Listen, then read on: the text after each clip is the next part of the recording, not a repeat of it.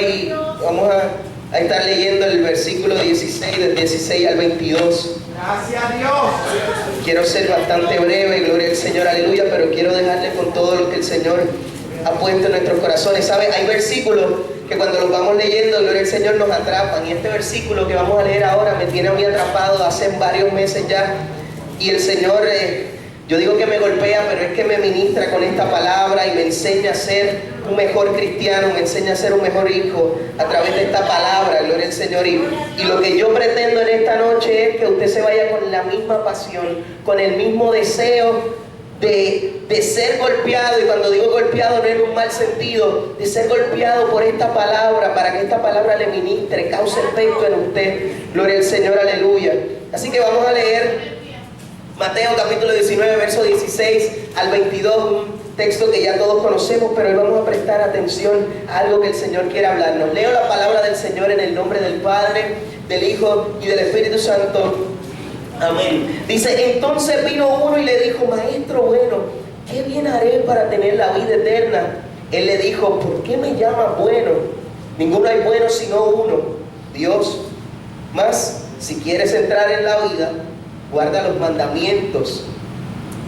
Y él le pregunta: ¿cuáles? Jesús le dijo: no matarás, no adulterarás, no hurtarás, no dirás falso testimonio, honra a tu padre y a tu madre, y amarás a tu prójimo como a ti mismo. El joven le dijo: todo esto lo he guardado desde mi juventud, ¿qué más me falta? Jesús le dijo: bueno, pues si quieres ser perfecto, anda y vende todo lo que tienes y dalo a los pobres, y tendrás tesoro en el cielo, y ven y sígueme. ¿Cuál fue la respuesta del joven? Oyendo el joven estas palabras, se fue triste porque tenía muchas posesiones. Dios, que estás en el cielo, en esta noche nos disponemos a escuchar tu palabra, Dios, porque creemos y sabemos que tú tienes algo que hablarnos en los misterios de tu palabra, y que tu palabra no es simplemente una fuente de conocimiento, sino que tu palabra es la fuente de toda verdad y la fuente de vida, Dios. Hoy, Señor, nos disponemos a sentarnos a la mesa y esperar a que tú partas el pan. En una ocasión, Jesucristo, tú dijiste que no solo de pan vive el hombre, sino de lo que sale de tu boca, Señor. En esta hora queremos vivir de lo que sale de tu boca, Señor. Queremos ser nutridos de lo que sale de tu boca. Queremos ser llenos de lo que sale de tu boca, Señor. Por eso en esta hora pido tu gracia para entregar esta palabra tal como tú me la has entregado. Y te pido que hayan corazones fértiles para que esta semilla de tu palabra dé fruto a su tiempo, Dios. Gracias por tu presencia y tu Espíritu Santo. Amén y amén. Gloria al Señor. Puede sentarse unos minutitos. Gloria al Señor, aleluya. Mi máxima prioridad, lo que yo tengo por prioritario, lo que yo le doy, gloria al Señor, aleluya, el mayor interés en mi vida, ese será mi Dios. Esa es la tesis, o más bien la idea principal que quiero llevar en esta noche. Mi máxima prioridad, mi mayor prioridad, ese es mi Dios. De ahí vamos a partir, gloria al Señor, aleluya. Y sabe, la gente tiene muchas prioridades en nuestros corazones, ¿verdad? Porque hemos decidido, como humanos, hemos decidido que el corazón es el lugar donde se ubican los sentimientos, es el lugar donde se ubican los deseos, las pasiones. Es en el corazón. Y en el corazón nosotros tenemos una lista de prioridades, listas que establecemos por alguna razón, por el contexto en el que vivimos, establecemos una lista de prioridades. Así le llamamos en el mundo, mi lista de prioridades. Pero el Señor nos enseña a través de su palabra que esa lista de prioridades, el tope de esa lista, o sea, el primer lugar de esa lista, ese es tu Dios. Aleluya. El tope de esa lista, gloria al Señor, es nuestro Dios. Ahora, hace un tiempo atrás estaba leyendo, ¿verdad?, un predicador en un congreso de estas iglesias americanas, y él les enseñaba ¿verdad?, todos los que estaban allí convocados en el congreso, les enseñaba y les decía, les preguntaba, ¿qué es lo que rompe tu corazón? ¿Qué es lo que rompe tu corazón? ¿Qué logra entrar a lo más profundo de tu corazón? Siempre le he enseñado a los jóvenes en la clase de escuela bíblica que cuando se trata del corazón, gloria al Señor, aleluya, nosotros, ¿verdad?, abrimos el corazón, esas cosas que amamos, y cuando abrimos el corazón, hacemos que nuestro corazón se vuelva vulnerable. Así que esas cosas que entran en el corazón tienen la capacidad de hacernos daño. Por lo tanto, este conferenciante preguntaba, ¿qué cosa puede romper tu corazón. Porque eso que rompe tu corazón tiene tres puntos. Dice que tiene control de tus sentimientos y tus emociones. Número 2, tiene control de tus metas y de tus objetivos. Y número 3, en esencia, tiene control de ti.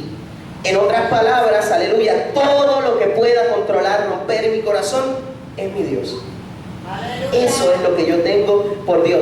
Puede ser ateo, puede ser agnóstico, pero todos tenemos nuestra lista de prioridades. Por lo tanto, todos tenemos un Dios. Gloria al Señor, aleluya. Así que, ¿verdad? Y Jesucristo, ¿verdad?, enseña en el libro de Mateo, capítulo 6, verso 21, que donde está tu tesoro, ahí está, ¿qué? Tu corazón.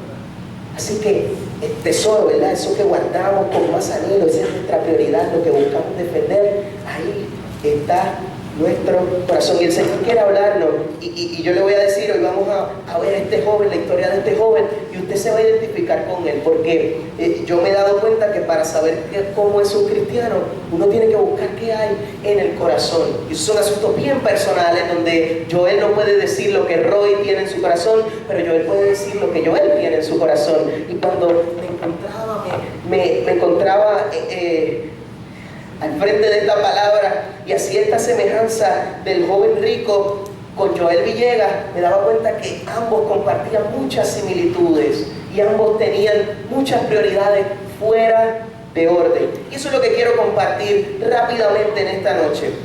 Lo primero que vamos a ver en el versículo 16 dice: entonces vino uno y le dijo. No dice nombre, no dice quién era, no dice nada específico acerca de él. Ahora, cuando leemos el pasaje podemos inferir dos cositas rápidamente. Número 1, que era un joven.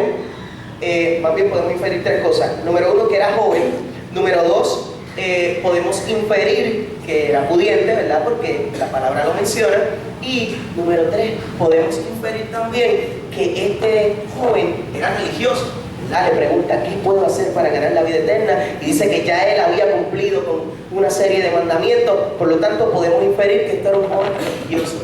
No dice nombre, no dice quién es exactamente, pero sí podemos sacar un perfil de él y usted y yo nos podemos identificar. Número 1, ¿verdad?, era un joven, así que aquí hay muchos jóvenes, nos podemos identificar con él. Número 2, era una persona pudiente. Quizá usted y yo no somos millonarios, pero tenemos alguna posesión que la tenemos en nuestra lista de prioridades, así que podemos compararnos con él. Y número 3, era religioso. Y yo puedo decir aquí que categóricamente, sin lugar a dudas, puedo decir que todos los que estamos aquí somos religiosos. Así que podemos compararnos con este joven. Podemos compararnos con este joven y vernos a través del reflejo de este joven. Y esto es lo que yo quiero que nosotros veamos. Ahora, ¿qué hay en el corazón de este joven? Es lo que queremos saber. Yo he encontrado a través del estudio de la palabra que la única manera de saber lo que hay en el corazón de un hombre es cuando tiene un encuentro con la majestad de Dios. Cuando una persona tiene un encuentro con la majestad de Dios, ahí afloran todas las realidades de su personalidad. Ejemplo, Moisés, hombre criado por la cultura egipcia. En un momento quiere ayudar a los de su propia raza, los de su propia, ¿verdad?, etnia, y mata a un egipcio, sale huyendo al desierto. Allá se encuentra con un hombre llamado Jetro, se enamora de su hija, se casa con su hija, y entonces ahora trabaja para Jetro siendo pastor de ovejas. Está en el desierto. Y un día, mientras iba pastoreando las ovejas de Jetro, ve a lo lejos algo que estaba encendido en fuego, se acerca, ve que no se está consumiendo, es un arbusto que no se está consumiendo, y él dice: ¿pero qué es esta visión? Se acerca para ver qué es lo que está ocurriendo, se da cuenta que es Jesucristo el que está al frente, más bien es Dios, es una revelación, la revelación de Jehová, del gran yo soy. Estaba ahí revelándosele frente a frente, y justo cuando se acerca, Dios le dice: quita el calzado de tu pie, porque el lugar que pisas es santo. En otras palabras, Moisés no se estaba enfrentando de primera instancia con cualquier otra cosa que no fuera su santidad. O sea, lo primero que Moisés se encuentra cuando se acerca a Jesús es con su santidad. La santidad de Dios, increíble. Cuando nos encontramos con Dios, lo primero que vemos es lo santo que Él es y lo inferior que yo soy. Eso es lo primero que vemos cuando nos acercamos de primera instancia.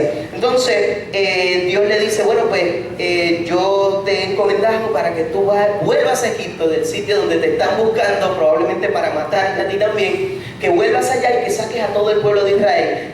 En ningún momento de la Biblia, yo les puedo asegurar porque revisé, en ningún momento de la Biblia nosotros sabemos que Moisés era gago hasta que no se encuentra con Dios. ¿Por qué razón? ¿Por qué razón? Porque cuando nos encontramos con Dios, la santidad, la majestad de Dios, afloran todos los defectos, todas las realidades que hay en nuestro corazón, afloran cuando nos encontramos con la realidad de la santidad y majestad de Dios. En ningún momento de la Biblia, porque mientras Moisés estaba en el palacio, se sentía como el grande, el que tenía algún tipo de control y poder social y político, pero cuando sale de todo el entorno político y social de Egipto, se da cuenta, cuando se encuentra con Jesús, se da cuenta de lo inseguro que es. Y le dice, no, yo creo que tú te estás equivocando de persona, escoge otra persona, pero a mí no me escojas, por favor, escoge otra persona. Nunca habíamos sabido lo inseguro que era Moisés hasta que no se encuentra con Dios.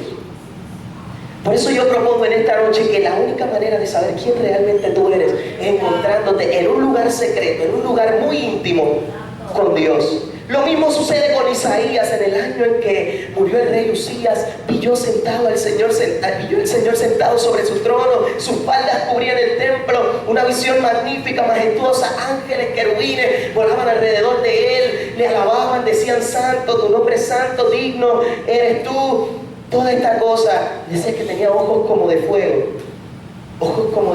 que no permitía que su rostro se viera.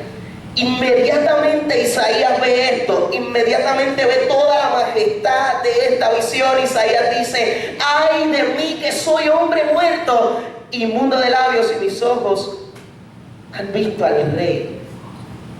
No es hasta que nos enfrentamos a los ojos de fuego. Por eso a mí me preocupa, ¿verdad? Que a veces tratamos de vivir una vida de cristiano como que tratar de probarle al otro cuán santo yo soy, o tratar de probarle a mi prójimo cuán santo yo puedo ser, y así a veces vivimos en la iglesia. Pero la realidad es que cuando alguien vive frente a esos ojos de fuego, conoce que ante sus ojos de fuego nosotros estamos totalmente desnudos, no podemos probar nada, no podemos decir que valemos algo, porque ante sus ojos de fuego estamos totalmente desprovistos, estamos totalmente desnudos.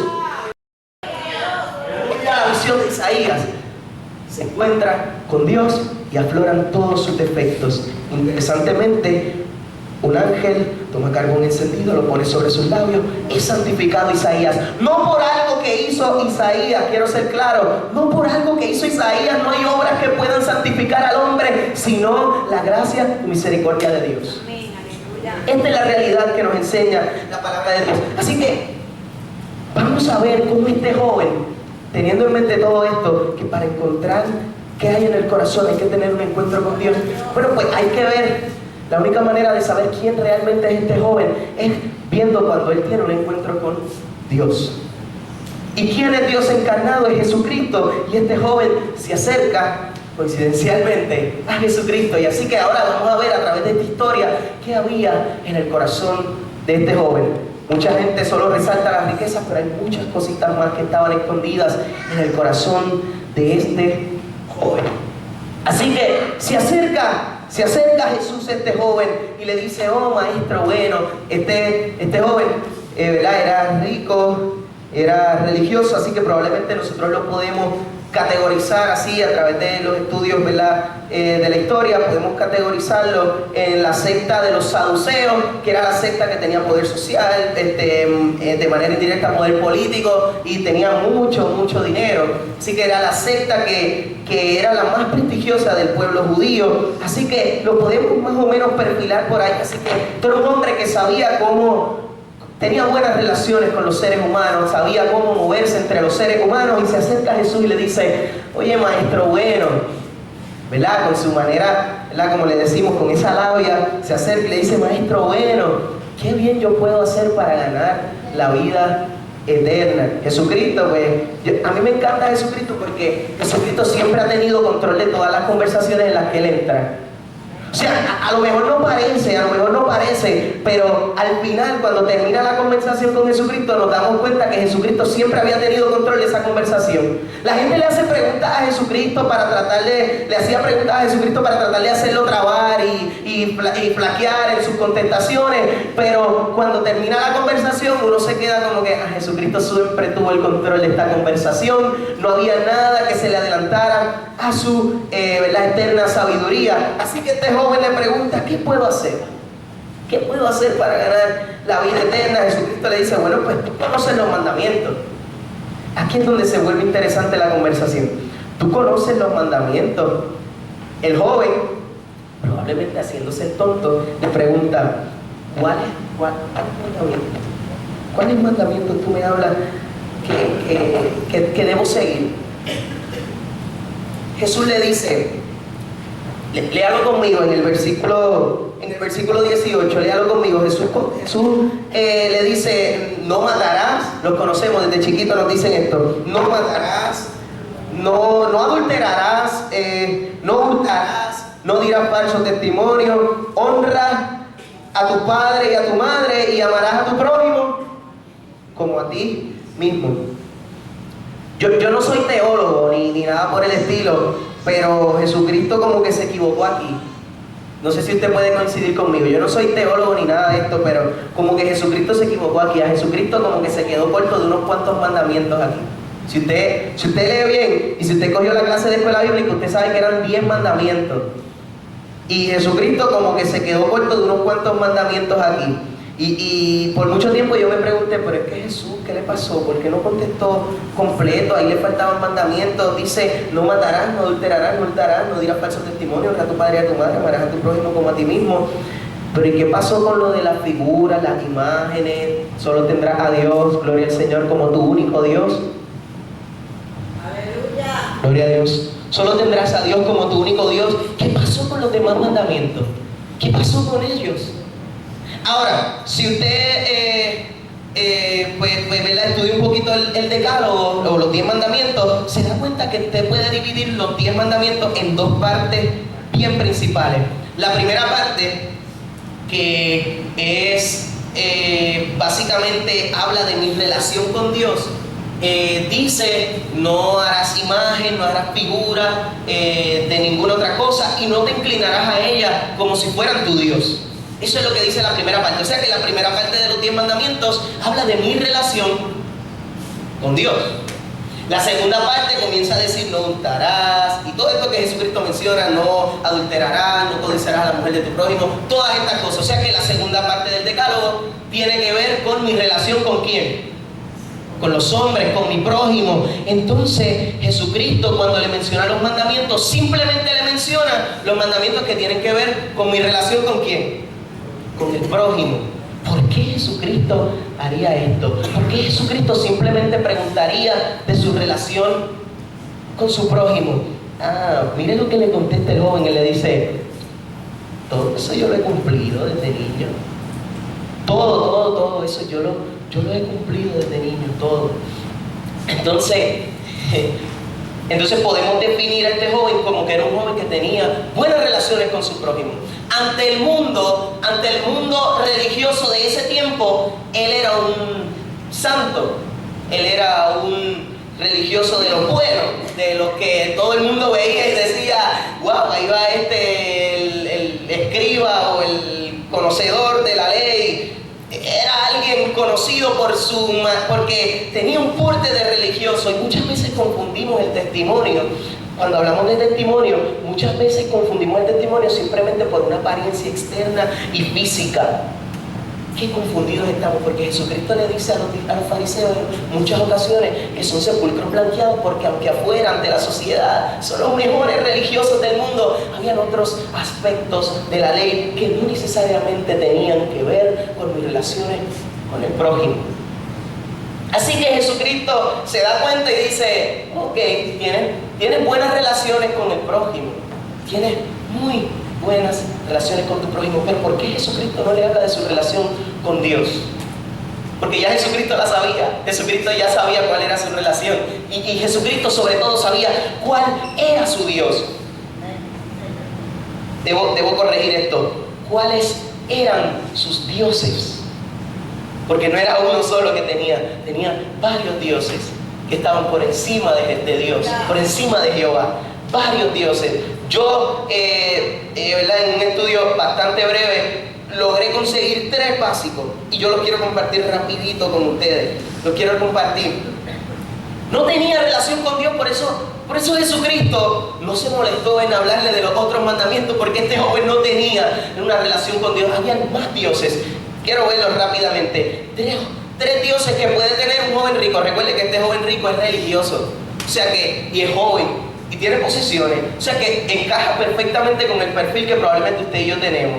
Por lo menos en lo de joven, en lo de religioso puede encajar conmigo, en lo de posesiones pues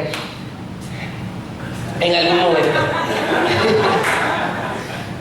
pero podemos encajar con él porque es religioso, es un religioso. Y puede tener la pregunta que yo quisiera hacer ahora mismo, y probablemente muchos van a salir con su contestación. ¿Puede tener un religioso otros dioses? ¿Puede alcanzar un religioso tener otros dioses? Una persona que vive la ley desde pequeño, porque si usted conoce la cultura de esta gente, es desde niño que le enseñaban, que le capacitaban, que les mostraban el camino a seguir de la Biblia y toda la ley, ¿verdad? Una serie de situaciones culturales que probablemente por eso es que no logran alcanzar un verdadero conocimiento de Dios. Yo siempre digo que los jóvenes que nacen en la iglesia tienen mucho más trabajo de concebir un verdadero evangelio que los jóvenes que llegan de afuera. ¿Por qué? Porque se nos hace tan fácil reconocer lenguajes como aleluya, gloria a Dios, lenguajes como vamos a la palabra de Dios, tenemos que estar de pie porque es la palabra de Dios, se comenzó el culto, hay que hacer una oración, cuando cantan estoy de pie, en los especiales me siento, cuando el predicador está ahí me tengo que sentar también, y si dice algo gracioso me río, si dice algo como que con mucho grito tengo que alabar. Es un lenguaje muy familiar para los jóvenes que llevan toda su vida en la iglesia. Por eso digo que estos son los jóvenes que más hay que tenerlos cerca, porque a veces podemos desviarnos de lo que es la realidad de la palabra, porque ya nos hemos hecho insensibles a ella por tanto que la recibimos. Nos hemos hecho totalmente insensibles a ella. Y le pido a Dios que me ayude, porque sé que en un momento me encontré de esta manera. Así que rápidamente vemos los 3 dioses de este joven rico. Número 1, vamos a volver un poquito atrás en el versículo 16, dice: entonces vino uno y le dijo, maestro bueno, ¿qué bien haré para alcanzar qué? ¿Qué era lo que él quería alcanzar? La vida eterna. Esto es uno de los grandes problemas que yo tengo con, ¿verdad? Muchas veces la manera en que le predicamos a la gente. Le decimos, ven a Jesucristo, que Jesucristo te va a sanar. Le enseñamos, ven a Jesucristo, que Él va a arreglar tus problemas familiares. Ven, si tienes problemas de finanzas, ven a Jesucristo, que Él te los va a arreglar. Y por eso es que los pentecostales, aunque usted no lo crea, simpatizamos mucho con el mensaje de la prosperidad, de la falsa prosperidad, porque hay una prosperidad que es bíblica, pero por eso simpatizamos mucho con el mensaje de la falsa prosperidad, porque es tan fácil reconocer este lenguaje de que ven a Jesucristo, que Él te sana, te salva. Entonces es bien interesante, porque es como si Jesucristo fuera un apanador. Tengo un dolor de cabeza, voy al apanador, me la bebo y se me va a ir el dolor de cabeza. Yo no tengo ningún compromiso con la pastilla, no tengo ningún compromiso con el medicamento, pero cura lo que necesito, o sea, me ayuda en las cosas que necesito. No hay compromiso con ese medicamento. Y eso es el problema, para empezar, de mucha gente que tiene ¿verdad? Otros dioses. Es que Jesucristo simplemente es los medios para llegar a un fin. Es la manera, el vehículo que yo uso para llegar a un destino que yo quiero alcanzar. Esto era lo que le pasaba a este hombre. Este hombre estaba diciendo, yo quiero que tú me digas a mí qué yo tengo que hacer para alcanzar aquello que yo quiero. O sea, a Jesucristo no le importaba a él le importaba lo que Jesucristo le podía decir, quizá alguna técnica, algún truco para alcanzar la vida eterna, que quizá nadie conocía, para alcanzar esa vida eterna, porque le habían dicho que Jesucristo era un gran maestro. Entonces Jesucristo no quería compromiso con Jesucristo, solo quería lo que Jesucristo le podía contestar para él alcanzar lo que él quería. Y entonces el Evangelio me preocupa, porque el Evangelio está lleno de de muchas personas que ven a Jesucristo, ven a Dios como simplemente el medio para llegar a su propio fin. Porque entre los pentecostales y en los evangélicos es tan famoso el versículo de todo lo puedo en Cristo que me fortalece. ¿Por qué es tan famoso? Porque nos da poder. Sí, yo le enseñaba esto a los jóvenes hace un tiempo atrás y este versículo nos da poder y te está diciendo ese versículo, según tu interpretación te está diciendo ese versículo, tú puedes hacer lo que te dé la gana. Porque ya Cristo está contigo, ya tú te convertiste, ya Cristo está contigo, haz lo que tú quieras. Bien interesante. Entonces, yo quisiera enseñarle, o más bien mostrarle lo que el Señor me enseñó a mí cuando estaba leyendo este versículo, y es que dice, todo lo puedo, es lo primero que dice. O sea, que me está diciendo que me está dando poder. O sea, ciertamente me está dando poder. Pero la segunda cláusula dice, en Cristo. Y yo quiero preguntar, ¿qué es estar en Cristo? O sea, si tú quieres poderlo todo, tú quieres tener poder de hacerlo todo, pero la Biblia dice que todo lo puedo en Cristo. ¿Qué significa entonces estar en Cristo? Yo tengo una respuesta bien sencillita para ti. Mateo 16, acompáñame. Mateo 16, están unos capítulos antes. Mateo 16, capítulo 24. Este es uno de mis versículos favoritos que también me lleva muchos meses atrapado.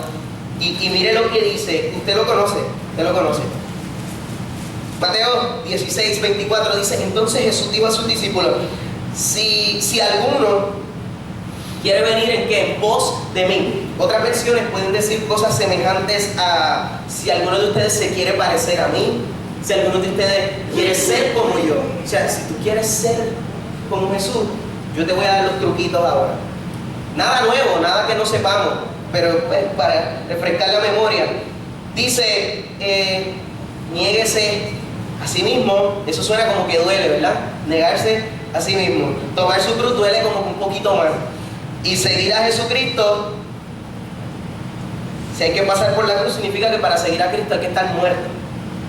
O sea, ¿qué me está diciendo en pocas palabras este versículo? Número uno, niégate a ti mismo, está diciendo, mira, porque a nosotros los jóvenes estamos en una sociedad bien individualista y bien positivista, y le decimos a los jóvenes, desde pequeños le decimos, tú eres el autor y el protagonista de tu futuro. Le decimos, tú eres el protagonista de tu futuro. O sea, lo que pasa en tu vida es, tú tienes el poder para hacer que pasen cosas buenas en tu vida, para hacer que todo marche bien en tu vida. Tú tienes ese poder. Y aunque yo creo que ciertamente el hombre tiene algún poder, mira lo que me enseña la palabra. Dice, nos enseña que somos el autor y protagonista de nuestro futuro, de la historia de nuestra vida. Y Jesucristo está diciendo, niégate a ti mismo. En otras palabras, ya tú no eres el protagonista de tu vida. Ya no vas a ser el protagonista de tu historia.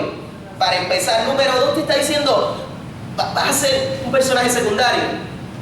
O sea, en tu historia vas a ser un personaje secundario, un extra. Y te está diciendo, número 2, toma tu cruz. Está diciendo, tras que vas a ser un personaje secundario, significa que vas a morir. Tu personaje tiene que morir.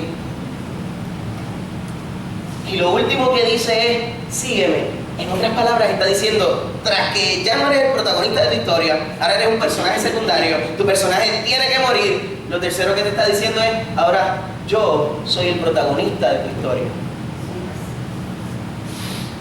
Eso significa estar en Cristo, que Cristo sea el protagonista de mi historia. Significa que entonces, ya cuando yo digo todo lo puedo en Cristo, que me fortalece, ya yo no estoy diciendo que yo quiero conseguir caprichos y que cuando yo tengo algún tipo de capricho me acerco al altar, suelto un par de lágrimas y le digo, Señor, tú sabes que yo necesito $1 millón, porque pues la economía está mala. No, ya no nos acercamos a Dios así, aunque sería fantástico que Dios nos concediera $1 millón.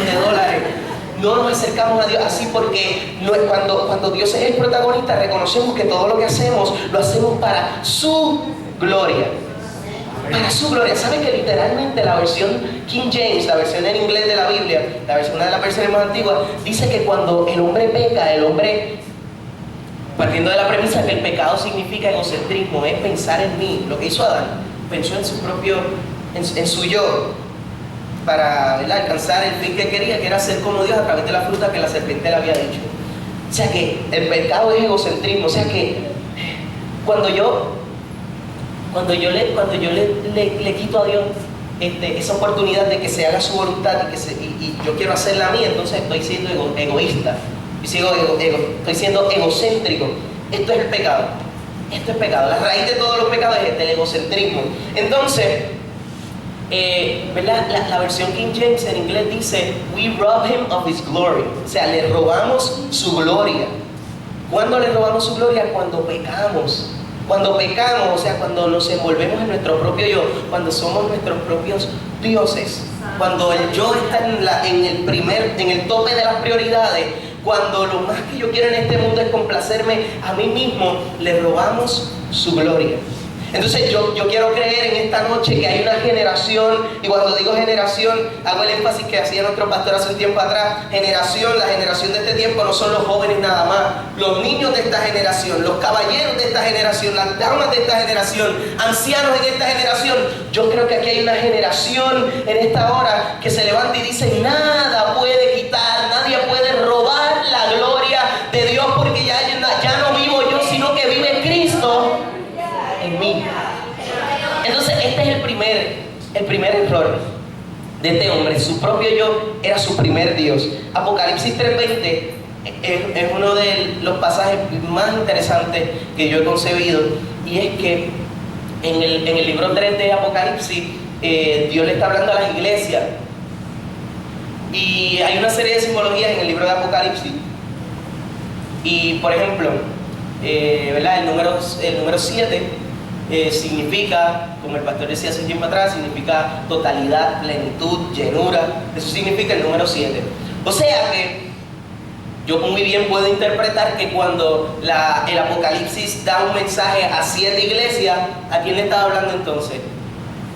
A la totalidad de la iglesia, a toda la iglesia. Mensaje a 7 iglesias, el número 7 simboliza la totalidad, o sea que está hablándole a toda la iglesia. El Apocalipsis, cuando enseña estos mensajes a la iglesia, no le está hablando a nadie más que no sea la iglesia. Entonces, en el versículo 20 del capítulo 3, hay un versículo que nosotros lo usamos muchísimo en la calle, pero muchísimo, hasta la saciedad. Lo usamos muchísimo. Ahí fue la primera vez que yo lo escuché, en un culto de calle. Y es el versículo que dice, yo estoy a la puerta y toco. Si alguno me abre la puerta, ¿verdad? Yo entraré, cenaré con él y él cenará conmigo. Eso dice ese versículo. Ahora, la pregunta es, ¿por qué nosotros estamos empeñados en decir que eso Dios está hablando con la gente de la calle y le está diciendo, abre tu corazón, ábreme la puerta? Bueno, pues quizás porque tenga algo que ver, ¿verdad?, con ese mensaje que queremos llevar en un culto evangelístico. No critico a nadie que lo use, lo puede usar, pero ¿cuál es el verdadero significado de este versículo? Jesucristo estaba tocando a las puertas de una iglesia. Entonces la pregunta que yo tendría que hacerle a toda la congregación que está aquí es, ¿no se supone que Jesucristo sea el centro de la iglesia? ¿Y por qué entonces tiene que estar Jesucristo allá afuera tocando la puerta? ¿Será que la iglesia ha sacado a Cristo?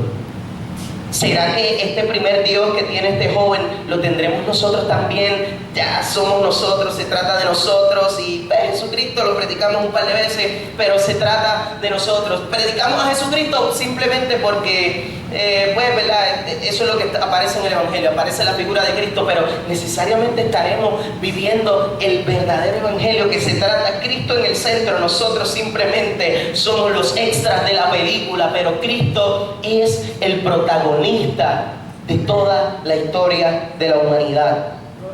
Para pensar, por eso es que le decía de este versículo de Filipenses 4:13, todo lo puedo en Cristo que nos fortalece, porque predicamos del hombre, para el hombre y en el hombre. O sea, nuestras prédicas van basadas a lo que el hombre quiere escuchar. Esta tarde escuchaba una prédica que simplemente se basaba en lo que tú puedes alcanzar si eres cristiano. Si tú eres cristiano, tú vas a alcanzar muchísimas cosas, muchísima estabilidad financiera, muchísimas cosas. Claro, lo hablaba una pseudoapóstol, ¿verdad?, que está bañada en millones.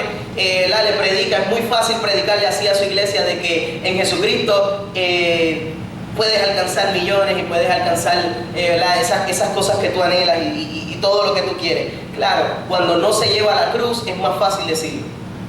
¿Ven? Cuando no se lleva la cruz es más fácil decir todo lo puedo en Cristo que me fortalece. Cantamos para el hombre y a veces, muchas veces, vivimos nuestra religión para el hombre. Y eso era lo que hacía este joven. Vivía su religión para que el mundo viera lo religioso que era. No necesariamente para Dios. De hecho, no tenía nada de relación con Dios. Él vivía para que el mundo viera lo religioso que él era. Dios número dos que tenía este joven, su religión. Miren lo que él dice. Él le pregunta, en la versión de la Nueva Traducción Viviente, lo amplía un poquito mejor, lo podemos entender mejor.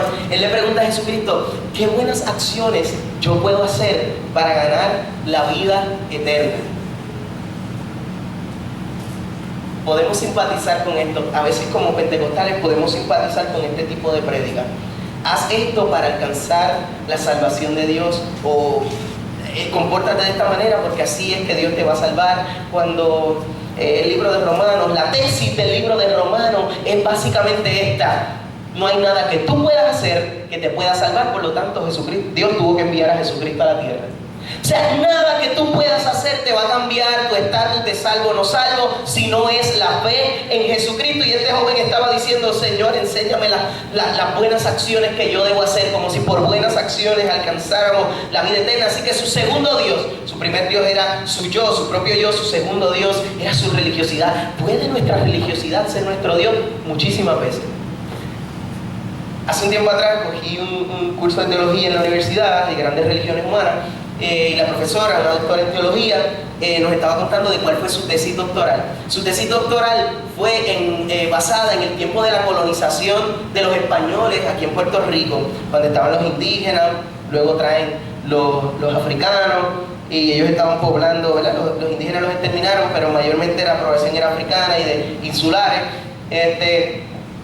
Y entonces hubo una orden, si no me equivoco, puedo equivocarme, si no me equivoco, era la orden de los domicianos, ¿verdad?, de la Iglesia Católica, y que mandaron a traer al catolicismo a las Antillas. Y cuando se trae el catolicismo a las Antillas, ¿verdad?, básicamente se predica a Jesucristo. Mire el lenguaje que usaba la Iglesia Católica. Vamos a mandar esta orden de los domicianos para que evangelicen las Antillas. O sea que el concepto de evangelización no es nuevo, no es algo que se inventó ahora, es algo que se ha hecho numerosas veces en el cristianismo. El intento de evangelizar, de llevar el evangelio. Ahora bien, la tesis doctoral era, la tesis de su investigación era: Puerto Rico en los tiempos coloniales, Puerto Rico no se evangelizó, Puerto Rico simplemente se cristianizó. ¿Qué significa que se cristianizó pero no se evangelizó? Significa que el nombre de Cristo llegó aquí. Significa que la palabra, la Biblia, llegó aquí a Puerto Rico, pero el Evangelio nunca llegó. Porque la religiosidad era más importante. Claro, aquí habían otros intereses de por medio. La manera de manipular todas esas masas que tenían en Puerto Rico era a través de la religión y del lenguaje. Básicamente la religión no llegó a Puerto Rico con el fin verdadero de evangelizar, sino de manipular a través de leyes religiosas que podían controlar al ser humano, y no llevaban al ser humano a encontrarse con un Dios verdadero. Llevaban al ser humano, llevaban al africano que venía con su religión yoruba, traían al africano, que de hecho ahí es que surge el sincretismo del cristianismo y la religión yoruba, y ahí sale la santería. Por eso es que usted ve en la santería que hay rituales de brujería, pero santos de la Iglesia Católica. Y es porque ellos disfrazaban su fe de la religión africana, la disfrazaban con el catolicismo, y decían: no, yo alabo a Santa Marta, y Santa Marta, pues la religión yoruba es el Dios conocido como Changó. O sea que ellos disfrazaban su religión, y yo encuentro que hay muchos cristianos que quizás no están en la santería ni nada que ver con esto, pero disfrazan sus buenas acciones simplemente con religiosidad, para que vean lo religiosos que son, porque la religión es más importante muchas veces que el mismo Dios, que el mismo Jesús. Entonces Jesucristo, a través de la religión, deja de ser el centro de la iglesia, y entonces ahora las reglas, las dogmas, doctrinas comienzan a ser el centro de la iglesia. Por eso es que en una ocasión Pablo le dice a Timoteo: ten cuidado de ti mismo. ¿Y de qué, man? y de la doctrina. Hay gente que tiende a interpretar esto de esta manera. Dice, no, ten cuidado de las falsas doctrinas. No, Pablo estaba diciendo, acuérdate que hay muchos judaizantes afuera, que los judaizantes están diciendo, hay que hacer todo este tipo de reglas de la ley farisea, de la ley mosaica, para que tú alcances entonces la salvación. Y entonces Pablo le estaba diciendo, no caigamos en lo mismo. O sea, no caigamos en el error de entender que la doctrina es más importante que Dios. Claro, tengo que hacer la salvedad. Cuando yo escuché esto que dijo la profesora, yo le pregunté, profesora, ¿y qué sucede? ¿Por qué pasó esto? Y ella nos dice que eran cristianos que no habían alcanzado una fe madura. Y entonces pues ahí yo tuve que preguntarle, le dije, profesora, ¿pero qué es una fe madura? ¿Qué yo alcanzo? O sea, ¿qué nivel es ese de tener una fe madura? Y ella dice, bueno, pues esta es la gente que sabe diferenciar las cosas primarias de las cosas secundarias. ¿Qué son las cosas primarias? Lo que yo tengo por primario, ese es mi Dios. Entonces la Biblia está llena de muchas doctrinas, que la doctrina no es mala, no estoy diciendo que la doctrina es mala. Es importante que el cristianismo tenga sus doctrinas y sus dogmas, ¿verdad? Para regular la manera en que ¿verdad? Creemos y lo que creemos de Dios y lo que conocemos más bien de Dios. Y entonces, ¿qué son las doctrinas y qué son o más bien, ¿qué son las cosas primarias y qué son las cosas secundarias? Bueno, las cosas primarias es por lo que Jesucristo vino a pelear, la salvación del hombre. La salvación no por medio de obras, sino por medio de la fe en Jesucristo. O sea, lo primario es Jesucristo. Jesucristo es la fuente única de salvación. Lo demás no es que no sea importante, es secundario. El problema no está cuando yo doy reglas para regular el orden de la iglesia. El problema es cuando esas reglas van por encima toman el lugar de Dios en la iglesia. Y esto es lo que me pareció más interesante aún, que este joven rico tenía la ley de Moisés por encima del mismo Dios. O sea, le eran más importantes las buenas acciones, lo que él podía hacer de la ley, que el mismo Dios. Y esto me resultó súper interesante, y más cuando en el libro de Mateo, si me puede acompañar un momentito, perdón, en el libro de Romanos, capítulo 3, versos del 19 al 21, dice de la siguiente manera: pero sabemos que todo lo que dice la ley lo dice a los que están bajo la ley, para que toda boca se cierre y todo el mundo que quede bajo el juicio de Dios. En otras palabras, para que nadie tenga excusa. La ley, la razón de la ley es para que nadie tenga excusa, ya que por las obras de la ley ningún ser humano será justificado delante de él, porque por medio de la ley es el conocimiento del pecado. Pero ahora, aparte de la ley, se ha manifestado la justicia de Dios, testificada por la ley y para los profetas, la justicia de Dios por medio de la fe en Jesucristo, para que todos los que creen en Él, para todos los que creen en Él más bien, porque no hay diferencia. En otras palabras, Él está diciendo lo mismo que les llevo diciendo hace unos minutos: nada, ninguna acción puede salvar al hombre que no sea, gloria al Señor, la fe en Jesucristo. El último de sus dioses, el último de los dioses con el que quiero terminar, es que Jesucristo le pregunta, nuevamente volviendo al libro de Mateo, Jesucristo le pregunta a este joven, le dice, bueno, pues si ya tú has hecho todo eso, si ya tú has seguido, ¿verdad?, todas las leyes, ¿verdad?, en cuanto a tu relación con el hombre, bueno, pues, ¿qué te parece si vendes todas tus propiedades, todas tus posesiones, todo lo que tú tienes, todo lo que tú le llamas posesión? Dalo, véndelo y dalo a los pobres. ¿Verdad? Jesucristo le dice, dalo a los pobres y tendrás tesoros en el cielo. Mira lo que le dice. Le dice, ¿tú quieres tener tesoros en el cielo? Bueno, pues tú tienes que dejar, lo que en pocas palabras le está diciendo es, tú tienes que sacar ese Dios de tu altar. Tú tienes que sacar ese Dios del altar, de ese altar donde lo tienes trepado. Tienes que sacar ese Dios. Si tú sacas ese Dios, tú vas a encontrar que hay un tesoro más valuable que esas posesiones que tú tienes, esas cosas materiales que tú tienes. Y muchas veces a muchas cosas materiales, y esto lo llevamos escuchando toda nuestra vida, le damos la posición de Dios. Y con esto quiero concluir. Hace un tiempo atrás comenzamos, ¿verdad?, una serie de retiros, ¿verdad? Los jóvenes tuvimos la iniciativa, ¿verdad?, de tomar una serie de retiros, ayunar los domingos en la mañana, y Y cuando oraba, antes del primer retiro, le oraba al Señor y le decía, Señor, pero tienes que hablarnos, tienes que traernos algo tuyo, algo que venga de tu trono. Y recuerdo que el Señor me llevaba al libro de Elías. ¿Sabe que cuando Elías estaba, ¿verdad? En el monte Carmelo, dice que él reta a los profetas de Baal y les dice, bueno, pues si ustedes creen que su Dios es el verdadero Dios, pues construyan su altar, y no que construyan porque ya estaba construido, pero hagan su culto a su Dios y vamos a ver qué Dios desata, ¿verdad? Desata fuego y responde a su clamor. Y dice que ellos estuvieron casi todo el día allí y no pasaba nada, no pasó nada, nunca pasó nada. Eran dioses falsos, no eran dioses reales. Y dice que cuando tocó el turno de Elías, dice que cuando él se para al frente del altar que le tenían erigido a Jehová, lo encontró destruido. Y esto a mí me dio una preocupación, y por eso es el origen de esta palabra, con lo que quiero terminar, es que muchas veces, ¿verdad? Hemos levantado altares a muchas otras cosas. Y en el pueblo de Dios en ese momento habían altares para Baales, había muchos altares a los Baales, había muchos altares a diferentes dioses, a los dioses de Acera, a los dioses de Baal, había tantos dioses levantados, pero el altar de Dios estaba destruido. Esto es lo que pasaba con este joven. Tenía el altar de Dios, estaba destruido. ¿Quiénes ocupaban el lugar en el altar? Los dioses de su religiosidad, los dioses de su propio yo. Su yo era uno de sus dioses, sus posesiones eran sus dioses.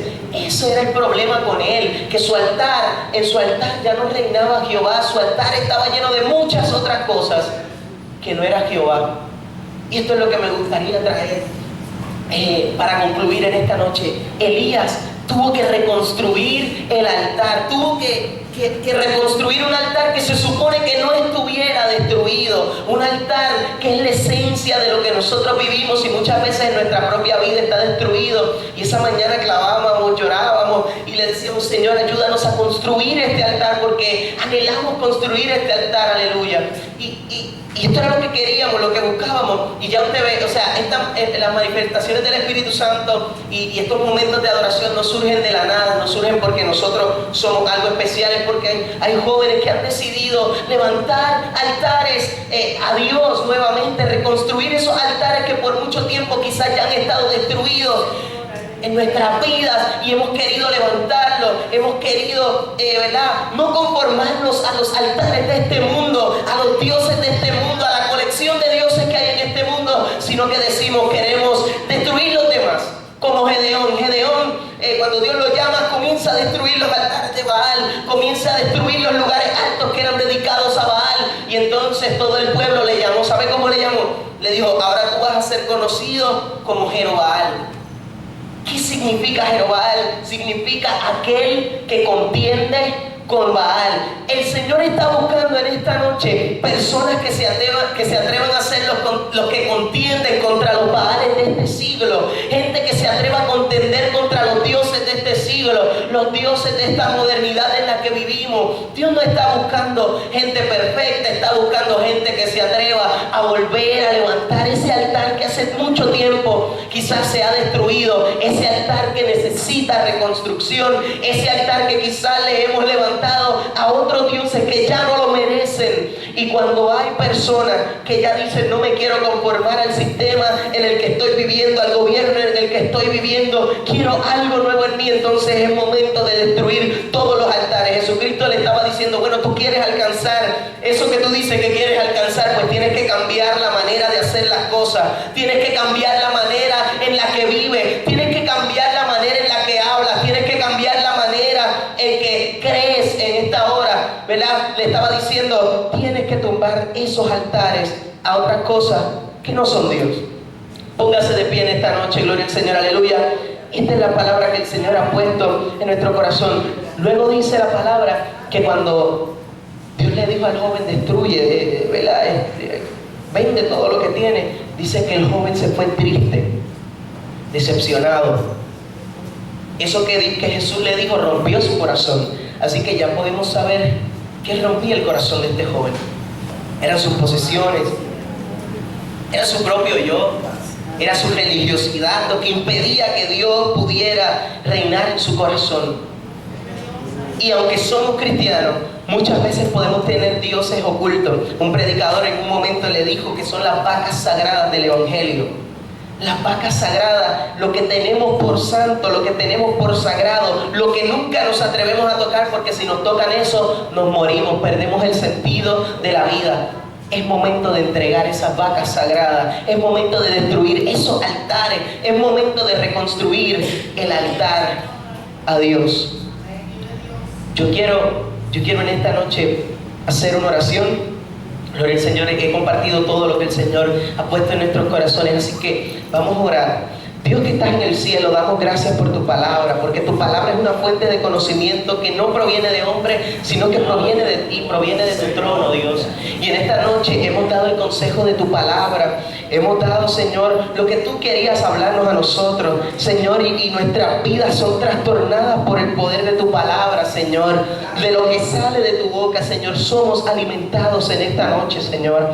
Y por eso, en esta hora queremos, Señor, agradecerte y pedirte, Señor, que tú nos permitas, Señor, poder vivir esta, Señor, no simplemente oírla y estar de acuerdo con ella, Señor, sino que nos permitas vivirla día a día, que tú permitas que nosotros podamos destruir esos altares a otras cosas que no son tuyas, Señor, otras cosas que no provienen de ti, y que tus hijos, Señor, en esta noche puedan, Señor, puedan reconstruir sus altares a ti, Señor, que podamos reconstruir altares a ti en esta hora, Dios. Yo te pido por estos jóvenes en esta hora, Dios mío, jóvenes, Señor, que quizás tienen muchísimos afanes, muchísimas cosas en su lista de prioridades, Señor, pero que han decidido, Señor, seguirte, han decidido por una u otra razón, han decidido seguirte y están aquí en esta noche, Señor. Yo te pido en esta hora que tú les permitas, Señor, que tú les permitas a través de tu palabra, Señor, alcanzar, Señor, un verdadero conocimiento tuyo, Señor, que ellos puedan, Señor, reconstruir el altar que quizás ya ha estado por mucho tiempo destruido, ese altar que quizás por mucho tiempo hemos ignorado, Señor, y ya está en el piso, Señor, porque hay otros altares que han ocupado tu lugar, Señor. En esta mañana, en esta noche más bien queremos, Señor, pedirte, Dios mío, que tú abras nuestro entendimiento, Señor, abras nuestros ojos, Señor, y que tú nos permitas ver, Señor, dónde tú estás verdaderamente, Señor, dónde están las cosas que realmente importan, dónde están realmente nuestras prioridades, Señor, que nuestra máxima prioridad, en otras palabras, nuestro Dios, no sea otro, Señor, sino solamente tú, Señor. Gracias te damos, Dios. Te damos gracias una vez más, Dios. En tu nombre, Señor. Amén y amén. Gloria al Señor. Aleluya.